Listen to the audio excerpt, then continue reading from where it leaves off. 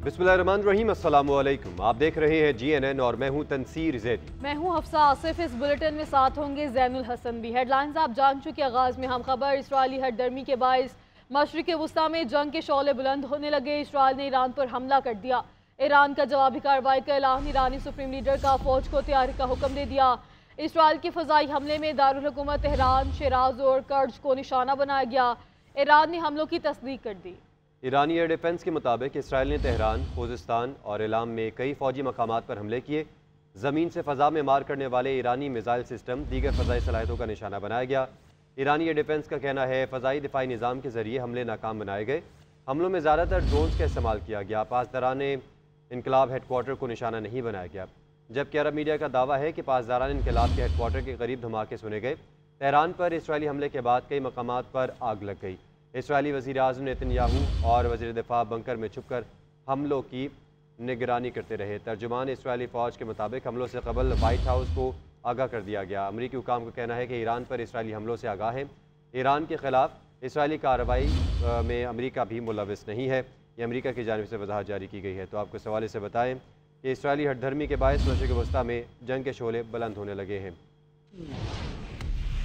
Israel का Iran पर हमला। तेहरान, इस्फहान, शिराज और कराच शहर धमाकों से गूंज उठे। इसराइल ने ईरान की अस्करी तनसीबात, फौजी अड्डों, पासदारान के हेडक्वार्टर और एयरपोर्ट को निशाना बनाया। हमले के बाद मुतादिद इमारतों में आग लग गई। शाम और इराक के शहर तकरीत में भी धमाकों की आवाज़ें सुनी गई। इसराइली वज़ीर आज़म नेतन्याहू और वज़ीर दिफा बंकर में छुपकर हमलों की निगरानी करते रहे, जबकि सहूनी फौज के सरबराह फ़ज़ाई हमलों के दौरान हिदायत देते रहे। गैर मुल्की मीडिया के मुताबिक दर्जनों तैयारों ने इसराइली हमले में हिस्सा लिया। ईरान के इसराइल को हमलों का मुंह तोड़ जवाब देने का ऐलान। ईरानी सुप्रीम लीडर ने फौज को तैयारी का हुक्म दे दिया। तेहरान में दिफाई निजाम को फाल बना दिया गया। ईरान ने कहा कि इसराइली मिसाइल फिजा में ही तबाह कर दिए गए। हमलों में ज्यादातर ड्रोन्स का इस्तेमाल किया गया। पासदारान हेडक्वार्टर को निशाना नहीं बनाया गया। इसराइल का कहना है कि हमला मुकम्मल हो चुका, तैयारे वापस आ चुके हैं। मजीद कहा कि ईरान की तेल और न्यूक्लियर तनसीबात को निशाना नहीं बनाया गया। अमरीका ने ईरान पर हमलों से लाताल्लुकी का इजहार करते हुए इसे इसराइल की जानिब से अपने दिफा की मशक करार दिया। अमरीकी दिफा थिंक टैंक ने खदशा जाहिर किया है कि इलाकाई जंग का।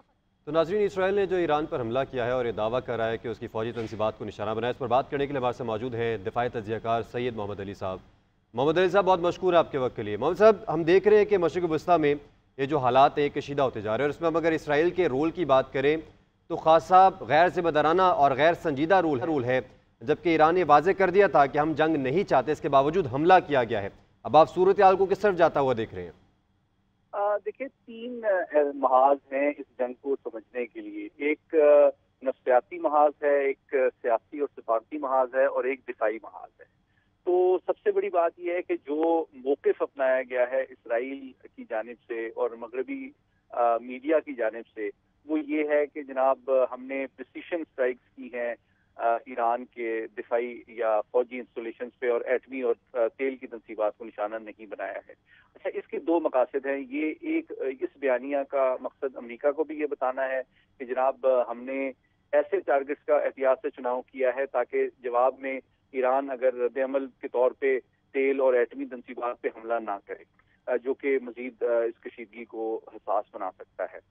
दूसरा पैगाम यकीनी तौर पे ये ईरान के लिए भी है कि जनाब हमने चूंकि सिर्फ फौजी तनसीबात पे हमला किया है, तो जवाब में हम तवक्को करते हैं कि आप भी इसराइल के जो फौजी तनसीबात हैं उन्हीं के खिलाफ हमला करें। तो ये इसका एक सिफारती और स्ट्रेटेजिक कम्युनिकेशन का एक पहलू है। दूसरा पहलू जो है इसका सिफारती है कि अमेरिका की जानिब से जो सरकारी बयान सामने आया है उसमें दो बातें बहुत वाज़ेह हैं। एक तो ये कि उन्होंने बताया है कि इसराइल ने उनको इन्फॉर्म मोहम्मद साहब ने मौका दे रहे थे, आपका बहुत शुक्रिया। हमें ज्वाइन किया है शहरी रहमान साहबा ने। शहरी साहबा, बहुत मशकूर आपके वक्त के लिए। शहरी साहबा, ये जो मिडिल ईस्ट में इस वक्त सूरत हाल है वो खासी एस्केलेटेड होती जा रही है, और अब इसराइल ने हमला कर दिया ईरान पर, इसको हक़ दिफा का नाम दे रही हैं। आप इस सारी सूरत हाल को किस तरह से देख रही हैं? जी, मैं दो बातें जी। पहले तो ये बिल्कुल होने वाला था, इसमें कोई I think element of surprise नहीं है, क्योंकि जब ईरान ने लिमिटेड हमला किया और हम सब ने कहा कि उनको घसीटा गया है इस हमले में, आपने उनके इजराइल ने उनके घर में घुस के वहाँ हमला किया था, तो ये तो एक्सपेक्टेड था, घसीटा गया उनको। उसके बाद आप देखें कि ये अब जो हमला हुआ है उसके बारे में क्या कहा जा रहा है कि ये दिफाई हमला है। जब इजराइल हमला करता है तो ये नैरेटिव बना दिया जाता है कि ये دفاعی حملہ ہے اور یہ کرنا ضروری ہے.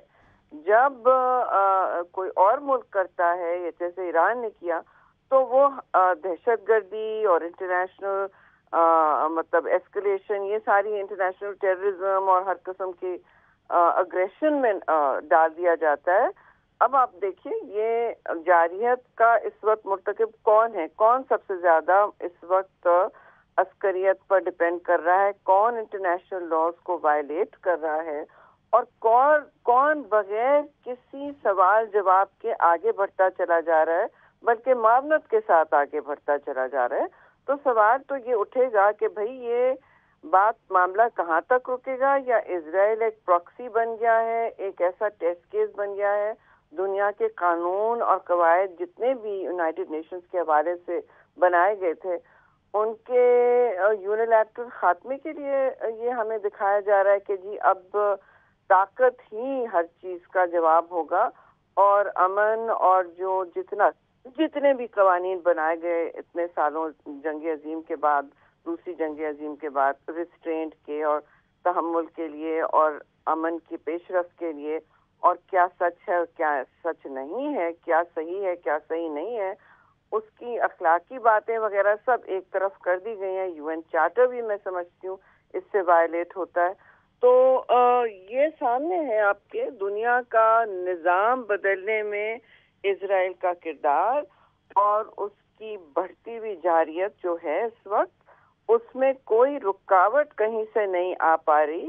اور اگر کوئی جواب دیتا تو وہ کہتے ہیں وہ دہشت گرد ہیں انٹرنیشنل، اور جب اسرائیل اٹیک کرتا ہے کہا جاتا ہے کہ جی دفاعی حملہ ہے.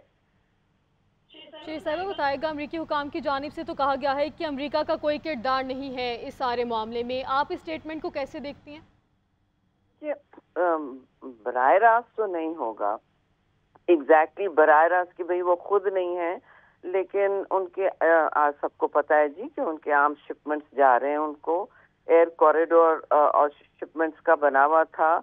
اور دوسری بات یہ کہ مجھے نہیں پتا کہ اس بات میں کتنی صداقت ہے، شاید آپ لوگ ویریفائی کر سکیں کیونکہ یہ ایمرجنگ ایونٹس ہیں. تو انہوں نے کہا کہ ہمیں مطلع کر دیا گیا تھا. شیخ صاحبہ یہ بھی بتائے گا کہ آیت اللہ خامنہئی کی جانب سے بھی اپنی فوج کو تیار رہنے کا حکم دیا ہے، تو یہ ساری صورتحال آپ کس طرح سے دیکھ رہی ہیں، اور سارے خطے میں یہ جنگ کی صورتحال ختم ہوتی تو بھی دکھائی نہیں دے رہی؟ اس کا اختتام تو تبھی ہوگا جب اسرائیل پہ کوئی لگام دیا جائے.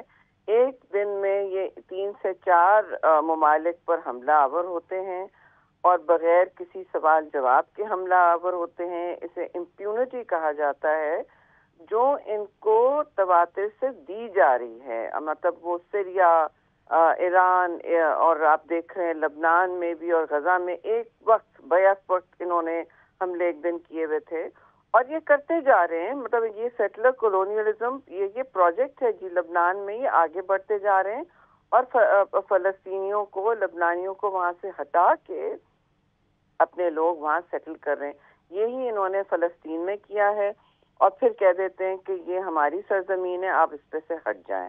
تو یہ تو ایک نسل کشی کا پروجیکٹ ہم ساری دنیا دیکھ رہی ہے، اور اس کو روکنا میں سمجھتی ہوں نارملی ہم کہتے ہیں کہ یونائٹڈ نیشنز، اقوام متحدہ فوری طور پر کچھ کرے، OIC کچھ کرے، پر آپ نے سب دیکھ لیا ہے اقوام متحدہ نے بہت اس کو مذمت تو کی ہے اور کہا ہے کہ سیز فائر ضروری ہے، نہیں تو مڈل ایسٹ سے یہ جنگ باہر بڑھتی چلی جائے گی اور اسپائرل آؤٹ ہوگی.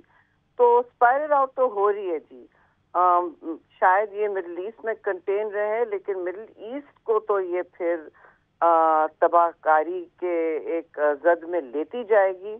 اور اس وقت بھی فضائی ایئر اسپیس سب کی بند، عراق کی بھی بند ہو گئی ہے جی، ایران کی بھی بند ہے ظاہر ہے.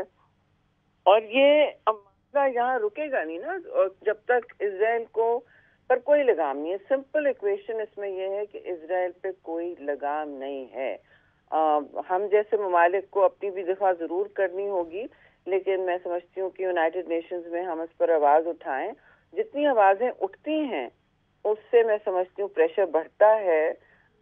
جو اس وقت مقتدران اس وقت عالمی سطح پر، ورلڈ سطح پر ہیں، جو پاورز ہیں، ان پر پریشر بنتا ہے کہ دیکھیے یہ بات ہاتھ سے نکلتی جا رہی ہے.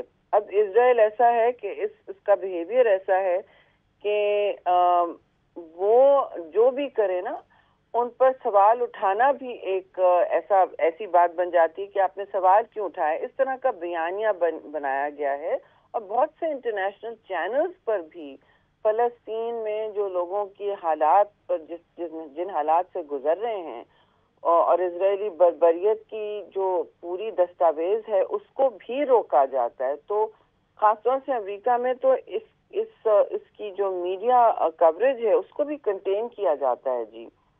مگر آپ نے ایک چیز دیکھی ہوگی اور میں اس پر کنکلوڈ کروں گی جی کہ لوگوں نے ممالک کی بہت سارے ممالک کی حکومتیں جو شاید اسرائیل کی سپورٹ میں ہیں ان کے اب عوام جو ہے خاص طور سے نوجوان نسل وہ مطلب آئی تھنک لاکھوں میں اب سڑکوں پہ نکلتی ہے ان پالیسیز کے خلاف. صحیح.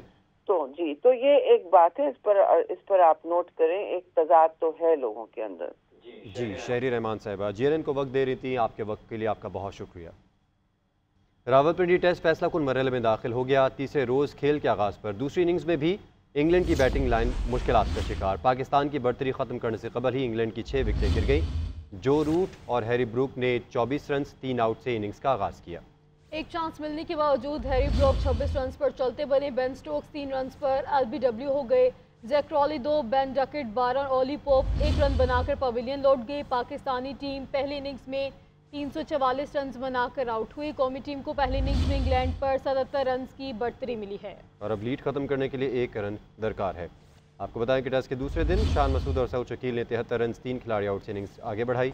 سکور 99 ہوا. کپتان 26 رنز بنا کر آؤٹ ہو گئے. رضوان آئے 1 چھکا 1 چوکا لگایا اور 25 رنز بنا کر لوٹ گئے. سلمان آغا 1 اور عامر جمال 14 رنز بنا سکے. 177 رنز اور 7 کھلاڑی آؤٹ ہو گئے. تو ایسے میں سعود شکیل کا ساتھ نعمان علی نے دیا اور 88 رنز کی قیمتی شراکت لگائی. اسی دوران سعود نے اپنی 4تھی سنچری مکمل کی. نعمان 5 رن کی کمی کے باعث 50 مکمل نہ کر سکے. نعمان گئے تو ساجد آ گئے.